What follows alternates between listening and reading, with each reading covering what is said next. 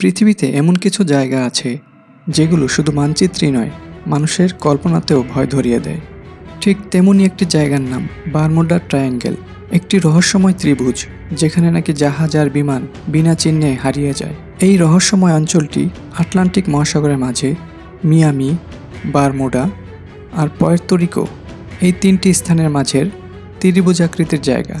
একে বলা হয় ডেভিলস ট্রায়াঙ্গেল, কারণ এখান দিয়ে যত শত জাহাজ আর বিমান গিয়েছে তাদের অনেকেই ফিরে আসেনি।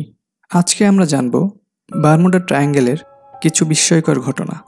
তাহলে চলুন শুরু করা যাক।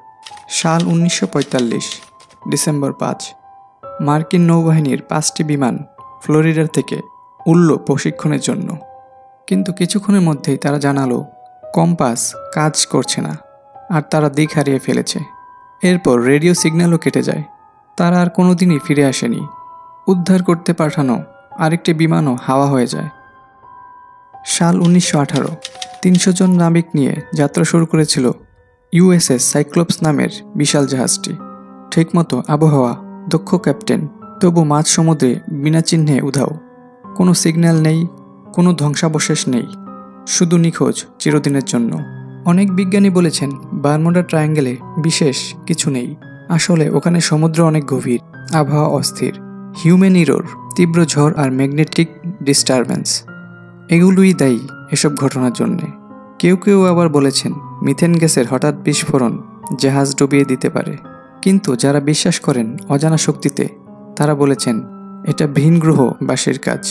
কেউ বলে টাইম ট্রাভেল, কেউ বলে অন্য ডাইমেনশন।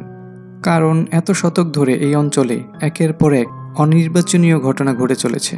তাহলে বলুন, বারমুডা ট্রায়াঙ্গেল এটা কি শুধুই কাকতালীয় কিছু দুর্ঘটনার সমষ্টি, নাকি সত্যিই লুকিয়ে আছে কোনো অজানা শক্তির প্রভাব?